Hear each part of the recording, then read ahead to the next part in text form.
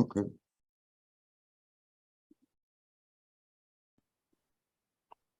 Hello, good evening, good morning, good afternoon. Welcome everybody to the Sunday International Big Book Workshop. I'm Dan B. I'm a recovered alcoholic. This workshop is facilitated by Kemble H. This study relies on you listening, but please, I pray that you have your big book in hand and follow along with a pen, pencil, or highlighter. Make any notes you need and pause if you have to. Write down any questions and we will take them at the end of the meeting. We will keep everybody muted during this workshop except for the facilitators. Any inappropriate behavior will not be tolerated and you will be removed by one of the co-hosts. This meeting is being recorded, the audio portion only, and only of the facilitators. The recording will be shut down at the end of the workshop before taking any questions in order to preserve your anonymity. Have a great meeting. And how we open this meeting is a step 3 prayer found on page 63. If you care to join with me. God, I offer myself to thee, to build with me and to do with me as thou wilt. Relieve me of the bondage of self, that I may better do thy will. Take away my difficulties, that victory over them may bear witness to those I would help of thy power, thy love, and thy way of life. May I do thy will always. Fab. Over to you then, Kemble. Thank you. All right. Thank you, Brother Dan. Happy Sunday, everybody. And welcome to the Keystone Sunday International Big Book Meeting. My name is Kimball. I'm a recovered alcoholic. Through the course of taking these steps, it created within me a personality change sufficient enough for me to recover from alcoholism. Hi, Amy. Good afternoon. So today, I'd like to dive into doctor's opinion. You know, this was a game changer in my life. See, I resisted Alcoholics Anonymous since 1983 to 2020, right? And I kept relapsing. I kept drinking. I thought I could solve my own problems when alcohol was my solution to everything in life. I knew I needed some help with my drinking, but I couldn't see it. But you know, the doctor's opinion really did open up my eyes and it opened up my heart. And it finally told me what my problem was. So, you know, without the solution, we have to find out what the problem is. So Dr. Silkworth is the author of the doctor's opinion. And he's known as a medical saint, period. He's a great man. A little bit about Dr. Silkworth, though. You know, Dr. Silkworth, the man that treated Bill Wilson in Towns Hospital. Several times Bill was in treatment. Dr. Silkworth is the one who explained to Bill Wilson the grave nature of alcoholism. Without Dr. Silkworth, we may not have an AA today if he hadn't ran into Bill Wilson several times in his hospital. So a little bit about Dr. Silkworth. He was born July 22nd, 1873. He died March 22nd, 1951. So he was an American medical doctor and specialist in the treatment of alcoholism and drug addiction as well. So he was a director of the Charles B. Towns Hospital for Drug and Alcohol Addictions in New York City in the 1930s. During the time when William Griffith Wilson, better known as Bill W., the future co-founder of Alcoholics Anonymous, was admitted several times in his hospital for alcoholism. Dr. Silkworth had a profound influence on Bill Wilson and encouraged him to realize that alcoholism was more than just an issue of moral weakness. He introduced Bill to the idea that alcoholism had a pathological disease-like basis, and he described it as an illness. And that's what it is. It's described as an illness. But I think in 1953, the American Medical Association determines it as a disease. Now, we who are familiar with alcoholism, we know it's an illness. It's an illness of the mind, and it's an illness of the body. And we'll get into that as we go through the doctor's opinion. So Dr. Silkworth, he went to Princeton University, and also, you know, he was on the Bellevue Hospital Medical College. He did several of these things. So he completed college. And then upon graduating from Princeton University, He studied at Bellevue beginning in 1896, and he graduated with a medical degree in 1899 after completing a 4-year program in 3 years. So while interning at Bellevue Hospital, Dr. Silkworth was exposed to many alcoholics and doctors with expertise on alcoholism, since Bellevue was one of the only hospitals with a department specializing in the treatment of alcoholism in the United States at the time.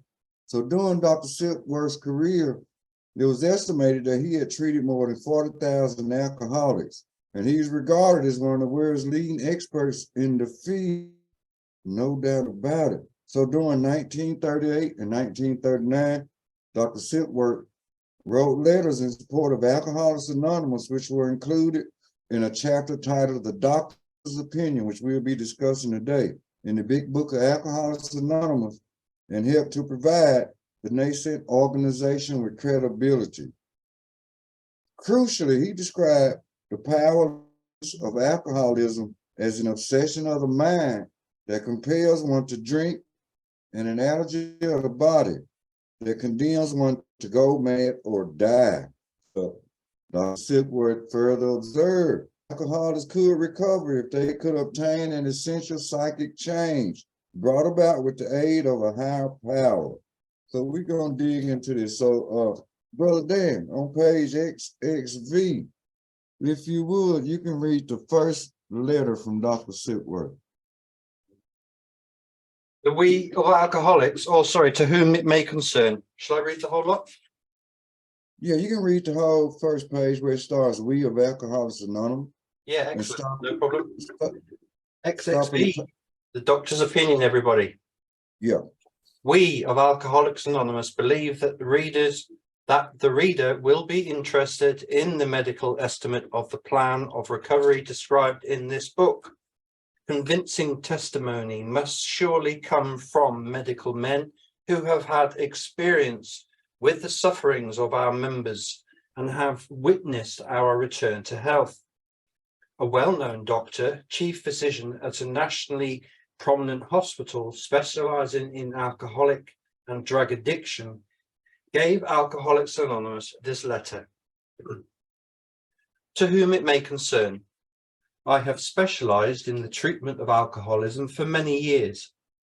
In late 1934, I attended a patient who, though he had been a competent businessman of good earning capacity, was an alcoholic of a type I had come to regard as hopeless. In the course of his third treatment, he had acquired certain ideas concerning a possible means of recovery. As part of his rehabilitation, he commenced to present his conceptions to other alcoholics, impressing upon them that they must do likewise with still others. This has become the basis of a rapidly growing fellowship of these men and their families. This man and over 100 others appear to have recovered. I personally know scores of cases who were of the type with whom other methods had failed completely. These facts appear to be of extreme medical importance because of the extraordinary possibilities of rapid growth inherent in this group. They may mark a new epoch in the annals of alcoholism. These men may well have a remedy for thousands of such situations. You may rely absolutely on everything they say about themselves. Very truly yours, William D. Silkworth, MD. Okay, thank you, Brother Dan. Thank Now notice in the first edition, Dr. Silkworth did not sign this letter. I have a copy of it right here. It's just got signed and a few check marks and says MD. They was all worried about anonymity back then, because he was still probably trying to figure out the grave nature of alcoholism, which he had done seen it. So we of Alcoholics Anonymous believe that the reader will be interested in the medical estimate of the plan of recovery described in this book. So the plan in recovery described in this book is what experts think of when it comes down to the 12 steps. So he said in late 1934, he attended a patient who had been a competent businessman of good earning capacity, was an alcoholic of a type which I had come to regard as hopeless. The alcoholic he's talking about is Bill Wilson, our co-founder. The doctor saw Bill he was just in a hopeless condition with no chance of recovery. And then it goes on to say, course of his third treatment, he acquired certain ideas concerning a possible means of recovery. Bill already is thinking about an idea for the 12 steps of Alcoholics Anonymous, even in the hospital. He constantly was thinking how he could help other people, and that's to carry the message. Dr. Silkworth taught him the great nature of alcoholism. So now Bill's seeing it's something he got to do, reaching out to other people. By helping other people, he's seen eventually that it can help him. And we'll get to that part too, eventually. It says, this man and over 100 others appear to have recovered. A promise in the big book, we can recover too, provided we take the steps outlined in this book. This book is outlined with a recipe. It's a spiritual recipe that creates the living. And it works in all groans, whether they're rough, good, bad, however. This solution worked for an alcoholic like me. 42 years of drinking, 42 years of being a chronic alcoholic. But this program simply solved my alcohol problem and connected me to a power that was greater than myself.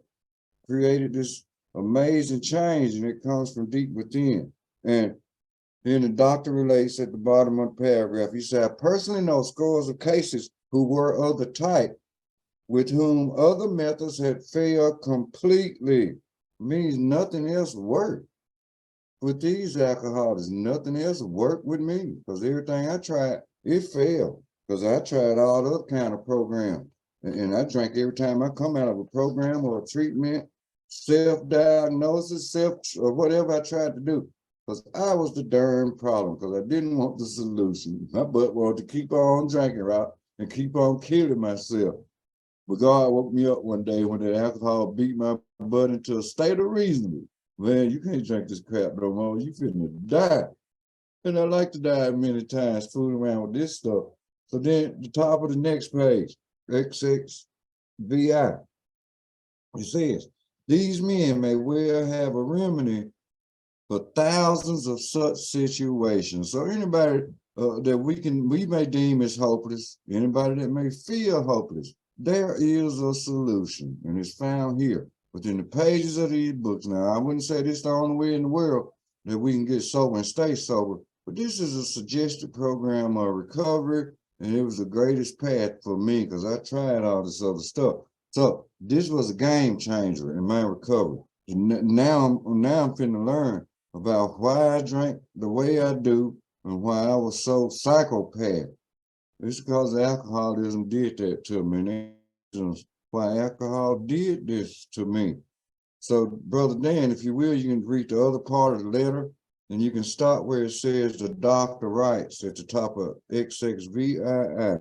Yeah, of course. Off into it. Huh? That runs through.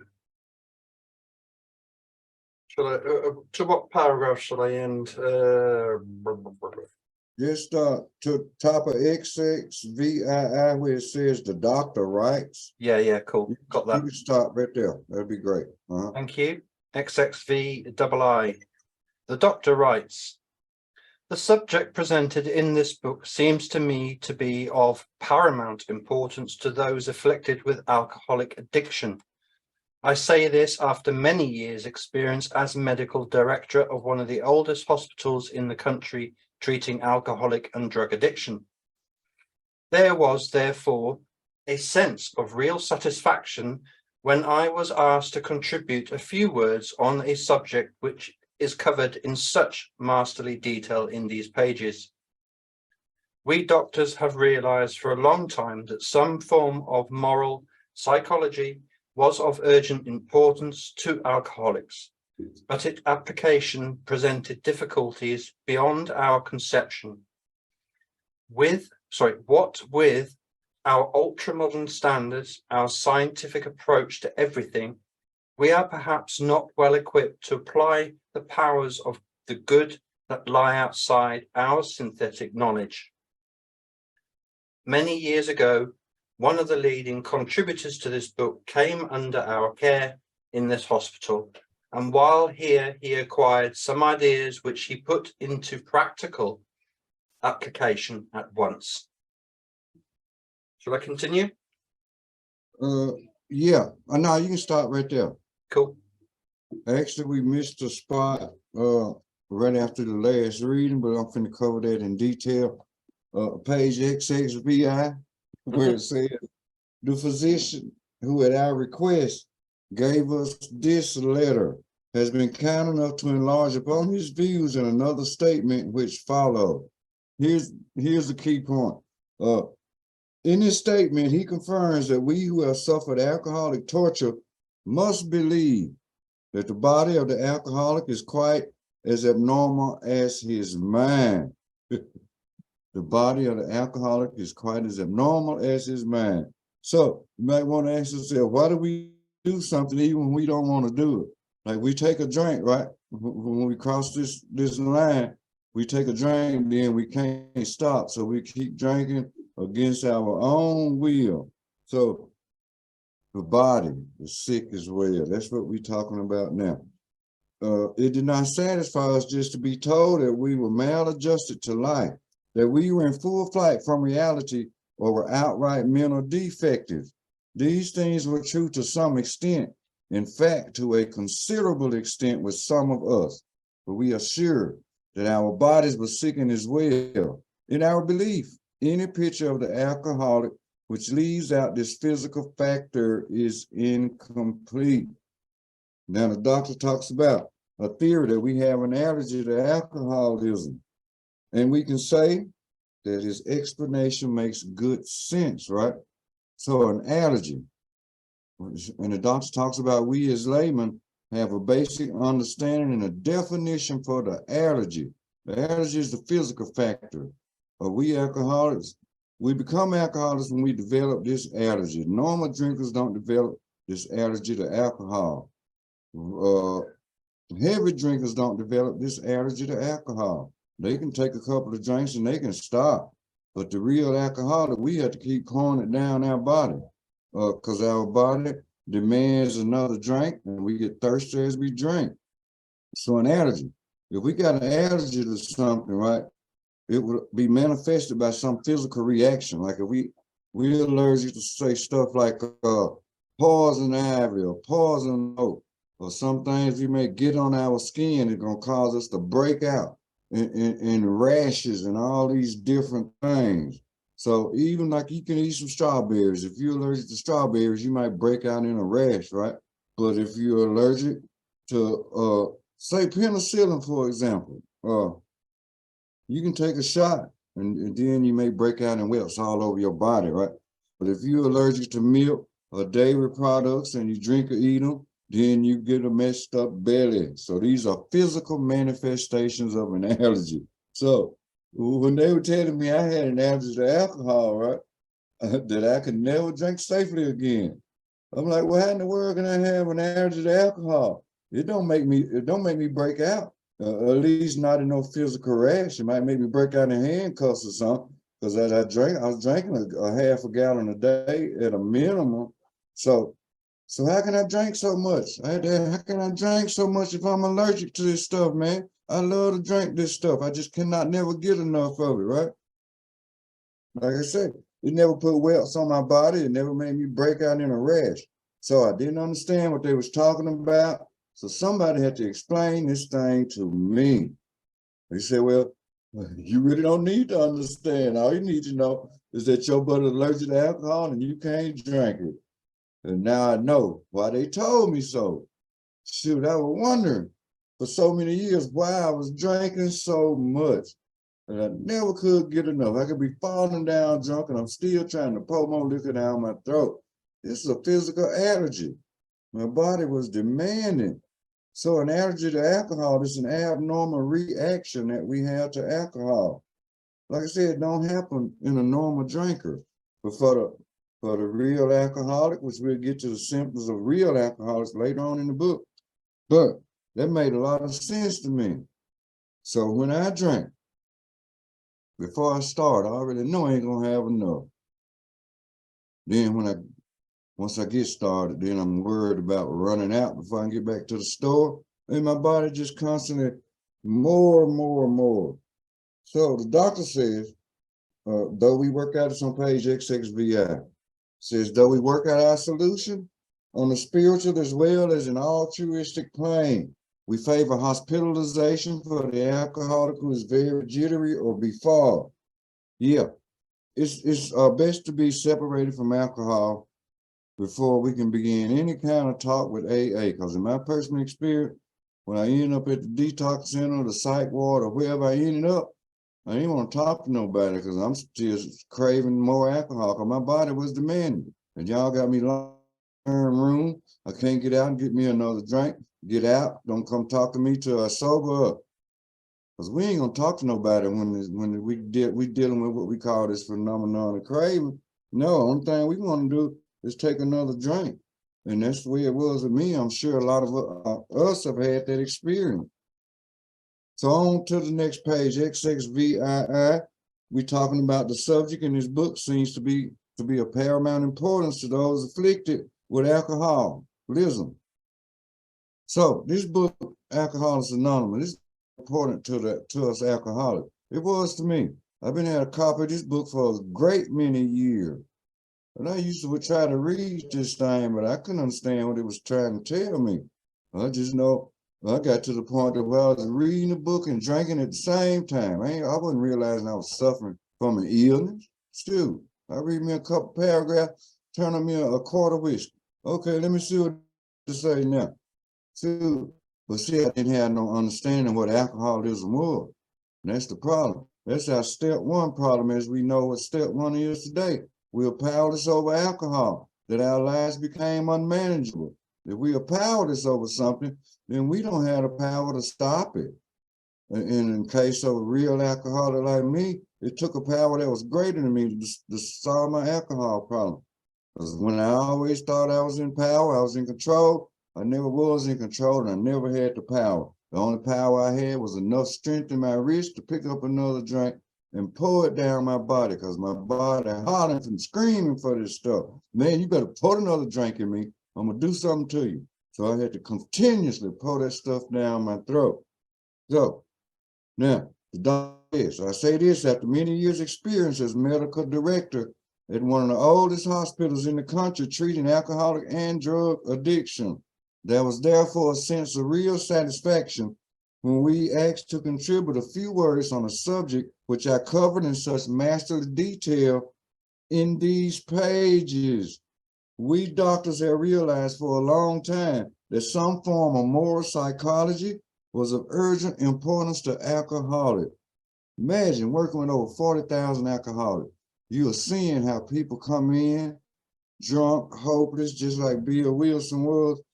And the doctor realized these guys need some kind of moral psychology. In case you're wondering what that may be, actually it boils down to we alcoholics, we need a spiritual awakening.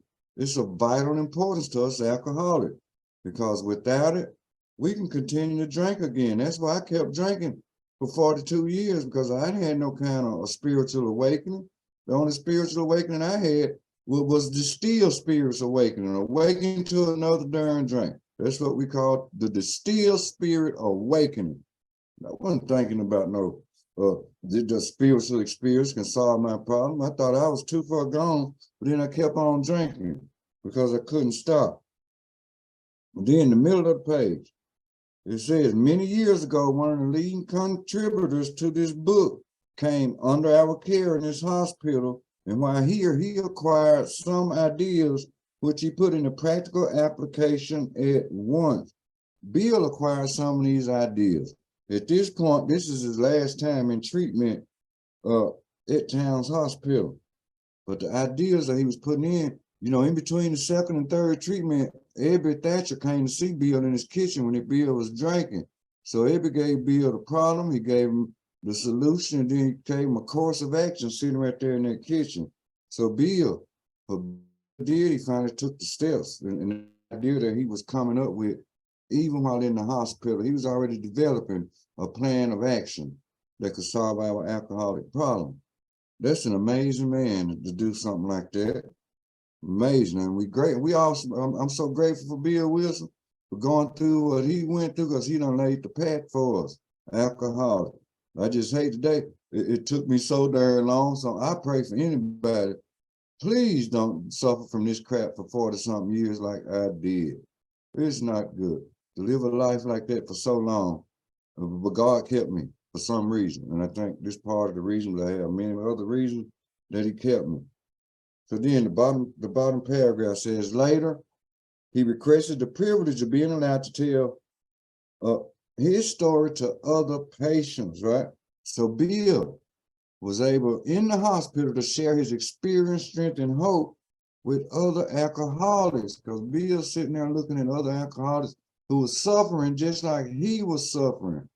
So he bringing his experience from Ebby Thatcher to other alcoholics to give them hope. No doubt about it.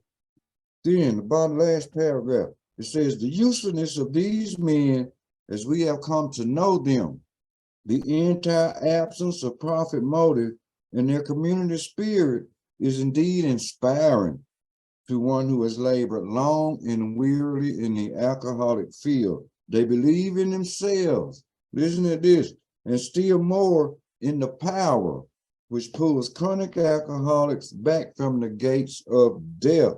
Notice the word power, it is capitalized, right? So when something is capitalized in the big book and it's talking about power, that means the power greater than ourselves, who I choose to call God. That's the power that pulled me back from the chronic gates of alcoholism, and it gave me a new life. For me, it was found in this Alcoholics Anonymous program. Now, I love this Alcoholics Anonymous program. It allowed me to find out where this power was and how to make a contact with this power. Now I have a constant relationship with this power, and that's what keeps me sober, and it keeps me grounded. I have to stay in relation with this power. My religious convictions, they weren't good enough to stop my alcohol problem, because I still preached and I still drank, and that was in vain. But it was through Alcoholics Anonymous which brought me in touch with my God, and then I could expand on connecting with him for real. So then it solved everything, and I'm grateful for it. Go. The bottom of xxxii, the very last sentence, it says, of course, an alcoholic ought to be freed from his craving for liquor, and this often requires a definite hospital procedure before psychological measures can be of maximum benefit. But yes, like I just said, I ain't want to talk to them people when I end up in their hospital, locked up in a straight jacket and everything else. They putting shots in my butt trying to calm me down. Don't you come in here talking to me about that. Pour me a drink. That's just the way I'll pour me a drink. Get out now, run them fools out of there. They'll come back and peek their head in the door the next morning. Mr. Hall, can we talk to you? No, get out, bring me a drink. I'm still craving for liquor, right? We ain't gonna listen to nobody. We still craving from liquor. I don't care where you got me. If you lock me up in jail or the rehab or wherever you lock me up. No, no, no. But then again, on with xxxii, right? What the doctor says, we believe. We believe, and so suggested a few years ago that the action of alcohol on these chronic alcoholics is a manifestation of an allergy, that the phenomenon of craving is limited to this class, and it never occurs in the average temperate drinker. These allergic types can never safely use alcohol in any form at all. Yeah, and that's what it means. We can't use alcohol in any form. Once we develop this allergy with the phenomenon of craving, no, because if we activate this allergy, it's going to activate that phenomenon. Then we off on the races again. That's the way it was with me, and that's the way it was with these first 100 men and women. They described this in masterly detail. This is what we suffer from. This is what they suffer from. And this is a collective experience. If one person would have talked to me about this thing, I was, man, you crazy. I ain't got no allergy. I ain't no darn phenomenon of craving. But when more than 100 men and women agree that, man, you got this craving going on, it's got to be true. And as a matter of fact, it is true. From my experience, I found out this was the truth. You know, like when we take a lie detector, right? They may say, well, Kim, do you suffer from a physical craving when you drink alcohol? If I'd have told a lie detector, no, I just like the drink told me I was a lie. It means I suffer from this phenomenon of craving and couldn't shut it off. I could have made excuses and none of that worked. That didn't make me excuses, didn't make me alcoholic. What made me alcoholic is this physical allergy that's in my body. And this physical allergy will be there for the rest of my life. If I pick up another drink with alcohol, it's going to activate that phenomenon of craving, and boom, then we already know why we can't stop. This is why we can't stop once we start. So one note, a useful note. Like I shared with y'all, I used to read this book and I'd be sitting there with my whiskey bottle. So you know what? I could not benefit from the 12 steps while I was still drinking. My mind had to be cleared of alcohol. I had to take it to a power greater than myself. I had to put in my mind, well, maybe this book and this program can help me, provided somebody take me through the book. And they did, finally. God, I thank God for that. So, you know, it's really hard for us to solve our problems but alone. I couldn't do it alone, no matter how strong I was, no matter how much willpower I thought I had, no matter how much knowledge I thought I had. None of that was good enough because I kept right on drinking. It did not matter. I drank under any and every circumstance. I didn't care what the results were. Then it goes on, talking about this frothy emotional appeal, right? Bottom of the middle of xxxii. It says, frothy emotional appeal seldom suffices. The message which can interest and hold these alcoholic people must have depth and weight. Yes, the message we carry today from Alcoholics Anonymous, it must be grounded in depth and weight. The problem is we suffer from this physical allergy. To get over this physical allergy from drinking, we need to have some type of personality change, better known as a spiritual awakening or a spiritual experience. And this man manifests us in many different forms, right? But it must have depth and weight. See, our experience, strength, and hope, we carry this to another alcoholic, and it can help them because they can identify with us to see if they need the program. Are you truly alcoholic? But then it brings out in nearly all cases, their ideals must be grounded in a power greater than themselves if they are to recreate their lives. No doubt. And the promise of these steps, the steps do work. They will work. I mean, they work for me, and I promise you they can work for anybody in the world. So, Brother Dan, we're going to go to the bottom of xxxii, where it says men and women, all the way to where it says we follow a few simple rules on the next page. Yeah, cool. Okay. Yeah, okay. Men and women drink essentially because they like the effect produced by alcohol. The sensation is so elusive that while they admit it is injurious, they cannot after a time differentiate the true from the false. To them, their alcoholic life seems the only normal one. They are restless, irritable, and discontented. Unless they can again experience the sense of ease and comfort which comes at once by taking a few drinks which they see others take with impunity, after they have succumbed to the desire again, as so many do, the phenomenon of craving develops.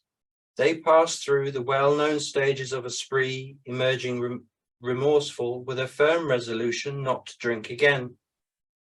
This is repeated over and over. Unless this person can experience an entire psychic change, there is very little hope of his recovery. Okay, one more paragraph, bro. Cool. On the other hand, And strange as this may seem to those who do not understand, once a psychic change has occurred, the very same person who seemed doomed, who had so many problems he despaired of ever solving them, suddenly finds himself easily able to control his desire for alcohol, the only effort necessary being that required to follow a few simple rules. Okay, yeah, thank you, Brother Dan. Thank you. All right. Men and women drink essentially because they like the effect produced by alcohol. I love the effect that I got from alcohol. Shoot, did I got it got so good? My body said, man, you better put plenty more of this stuff in you. See, when I took that first drink, I was already thinking about the third, fourth, fifth, and 12th drink. Something was wrong. That's pretty darn abnormal, right? So, but you know, one thing about alcohol, it is a toxic drug, as they call it. That's what the American Medical Society say, right? But in Alcoholics Anonymous, we describe this as an illness. Alcohol destroys. It affects all our organs in our body. I learned this from a lot of medical classes I've been into. So normally, when you put something in the mind and the body, and when you put something in it that's going to destroy it will sense what it is, and you might want to throw it up and get it out. So if you throw something in your mouth or you eat something that you're allergic to, you already know screw with you, you may want to reject it, right? If I already know I'm allergic to something, why in the world should I try it again? Because it's just going to make me sick. So now, a normal reaction for alcohol is a nauseous feeling in the body, right? But my physical reaction, instead of me having a nausea reaction, it is a craving for more of that alcohol. That's what makes me alcoholic. And it's a physical craving that is so strong. And it overcomes the ability of the mind to stop me after I starve. See, once that phenomenon of craving hits, your mind tell you, I need to stop. I don't need another drink, but that body gonna overrule that mind because it demands, our body demands it over and over. And then after I just act abnormally to alcohol. That's the reaction that we real alcoholics have. So the difference between normal and abnormal is the majority of the people. Say 9 out of 10 people don't get the physical craving. But we real alcoholics, we develop this craving. Other people just take a drink and they can leave it, they can take it or leave it alone. But we can't. So the real alcoholic, we act abnormally in 2 ways.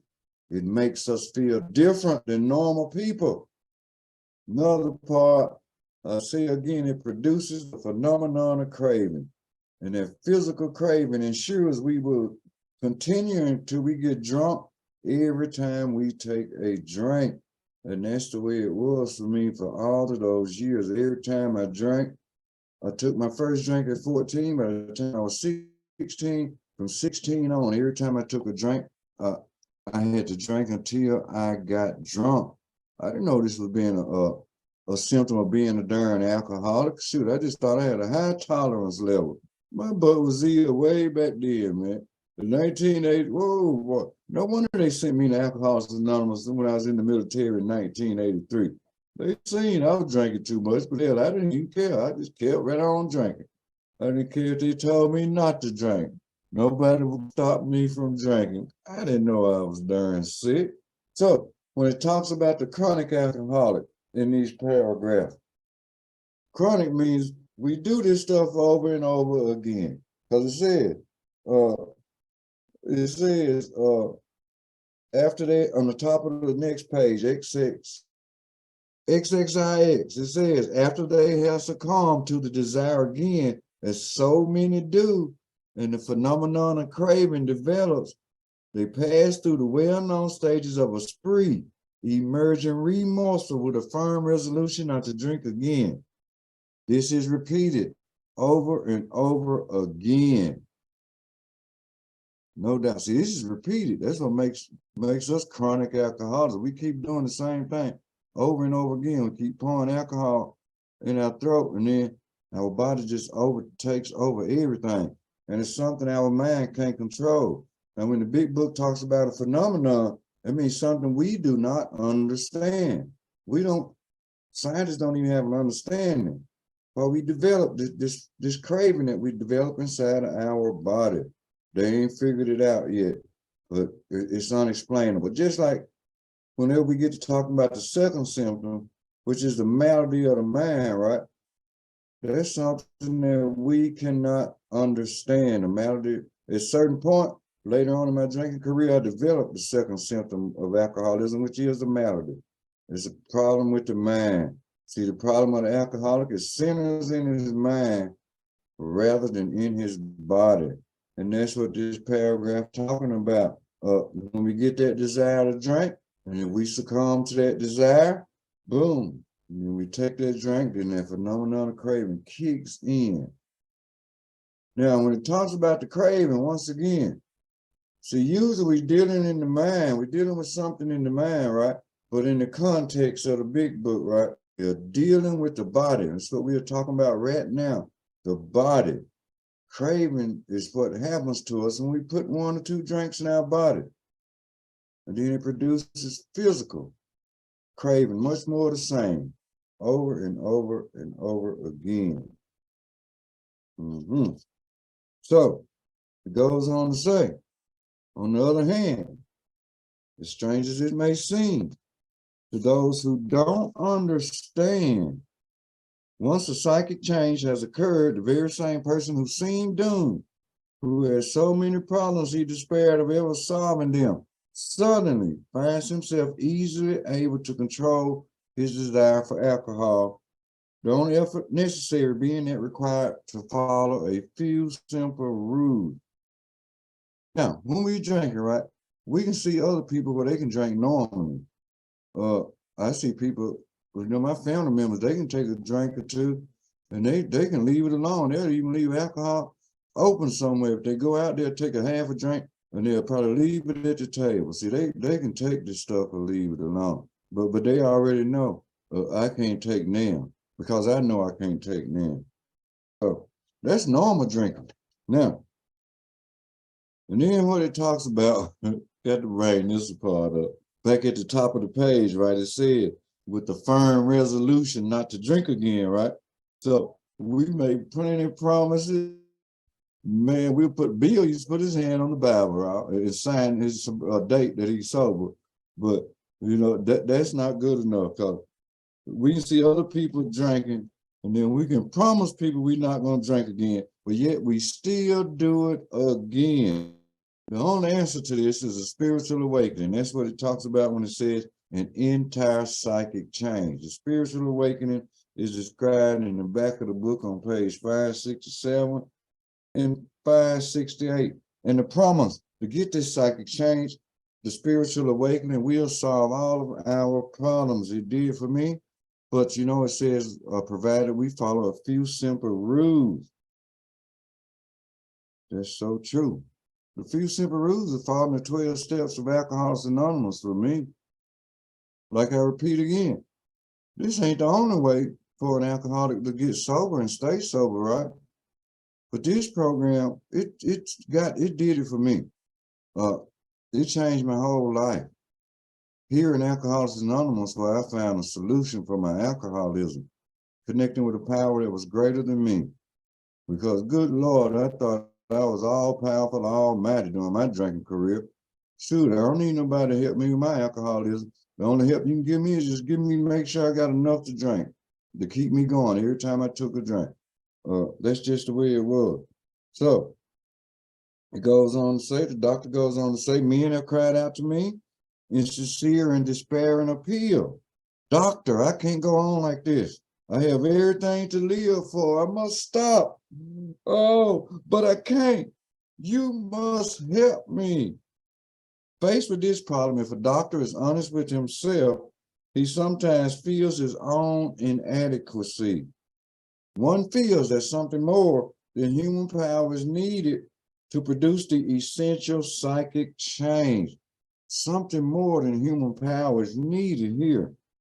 So, in other words, we can't solve our problem with human power alone. Medicine wasn't enough to solve my problem or a lot of our other problems.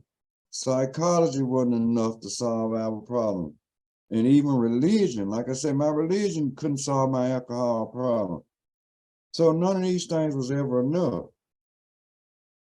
So it says, next paragraph, the bottom of page xxii. It says, I do not hold with those who believe that alcoholism is entirely a problem of mental control. Well, the problem is not a lack of mental control. That's not the problem. I have had many men who had, for example, worked a period of months on some problem, a business deal, which was to be selling on a certain date favorable to them. They took a drink a day or so prior to that date, and then the phenomenon of craving at once became paramount to all other interests, so that the important appointment was not met. Top of the next page, XXX. It says, these men were not drinking to escape. They were drinking to overcome a craving beyond their mental control. This phenomenon of craving, it overpowers our mental control because we can't shut it off. Our minds are not strong enough to shut off the phenomenon of craving. That's what makes us alcoholics once again. Wow. I didn't know that until I was 12 steps through this program. And then when I found this out, this is the problem. I suffer from an allergy. I am the problem. I need some help. I need a power greater than me. So I want to cover the 5 classifications of alcoholic, and then I would think I'd be about out of time, man. So XXV, yeah, X, the classification of alcoholics. So the book goes on to read, the classification of alcoholics seems most difficult and is in much detail outside the scope of this book. There are, of course, the psychopaths who are emotionally unstable. We are all familiar with this type. They are always going on the wagon for keeps, right? They are over remorseful and make many resolutions, but never a decision. Never a decision. You can underline that or you can highlight it. So the first class of alcoholics they talk about is unstable. The second class is the alcoholic in denial. The third class is a delusional alcoholic. The fourth class is a depressed alcoholic. And the fifth class of alcoholic, it says most of us are able, friendly, and intelligent people until we drink. So here's the doctor's description. There's a type of man who is unwilling to admit he cannot take a drink. I never wanted to admit I couldn't take a drink. Even though people was telling me you can't control your liquor. They would have to fight me because I said I am in control. I just drink more than you. Use a wimp, you can't hang. That's the way that mind was, what my mind was telling me. So he plans various ways of drinking. He changes his brand or environment. And there's the type who always believes that after being entirely free from alcohol for a period of time, he can take a drink without danger. This is the delusional one right here. Think, yeah, I can stay sober for 6 months or a year and I can go back to drinking like a normal person. No, once we cross that line, we can never go back to being a normal person. We simply realize we cannot take as much as one drink. Bill Wilson see that in his story later on when he says alcohol had become his master, and he saw that he could not just take one drink. Then he talks about a manic depressive type who is perhaps the least understood by his friends and about whom a whole chapter could be written, talking about the depressive alcoholic. I was once a depressed alcoholic myself. I suffer from post-traumatic stress disorder, depression, anxiety, and a whole list of other things. But I ended up being more depressed than I was happy. And then I drank more and got depressed more, and then started bawling more, like I just crying my eyeballs out for no reason a whole lot of time. Then there are types, entirely normal in every respect except in the effect alcohol has upon them. They're often too able, intelligent, friendly people. We all have one symptom in common. Once we start drinking, we cannot stop. This is chronic. We chronic alcoholics are doomed unless we can stop drinking permanently. And it tells us that in the book. Right here at the bottom of page XXX, it says, much has been written pro and con, but among physicians, the general opinion seems to be that most chronic alcoholics are doomed. Once again, it's the problem of step one. That is the problem. We alcoholics, we develop the phenomenon of craving when we take a drink, and then our minds can't shut off the phenomenon of craving. So we're not drinking to escape, like you hear a lot of time in treatment centers and other meetings. Oh, I used to drink to escape. No, I was drinking shoot, because I had a allergy to in my body produced by alcohol. The effect of alcohol on my body caused me to have this physical allergy. That's what makes alcoholic. Anytime we can't stop ourselves from drinking, and we don't, our minds don't have the power to stop ourselves from drinking, that is a problem. And it takes an entire psychic change. Spiritual awakening, spiritual experiences that would be the solution for our problem. But we have to go through the process. Talks about following a few simple rules. Few simple rules for me is follow the process is laid out in the book, because this book shows us precise and exactly how they did it.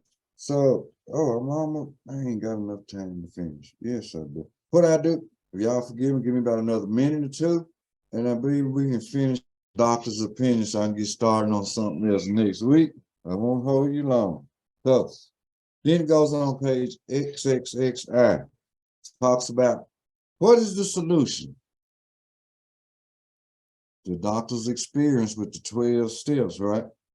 That's the solution to 12 steps. So then we go down to the next paragraph. It talks about 1 year prior to experience, a man was brought in to be treated for chronic alcoholism. The doctor, this man is known as Hank Parkhurst, right? So his story is in the first edition called The Unbeliever. He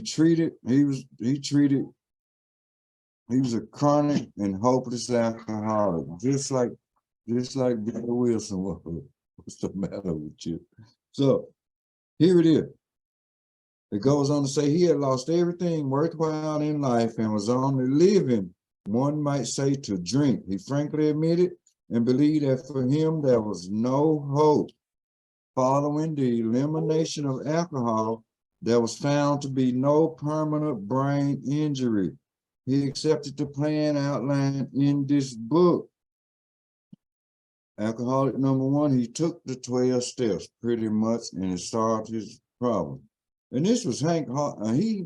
He had a lot to do. If it wouldn't have been for Hank, the big book probably wouldn't have been wrote, because he had an awful lot to do with this big book being produced and written.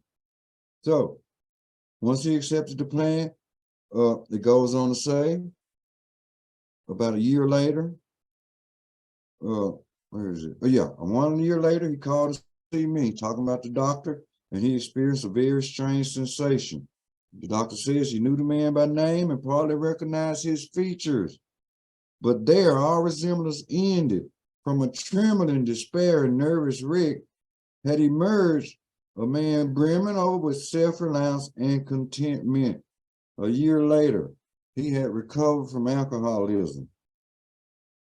Next paragraph, when the doctor says when he needed a mental uplift, he often think of another case brought in by a physician prominent in New York. The patient had made his own diagnosis and deciding his situation hopeless. This will be my man Fitz Mayo. His story is on page 208 in our big book now. It's our Southern friend. You know, he was hopeless. He had locked himself in a barn. He was determined to die.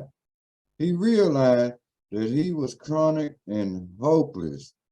And the doctor says at the bottom paragraph, his alcoholic problem was so complex and his depression so great we felt his only hope would be through what we then call moral psychology, and we doubted if that would have any effect.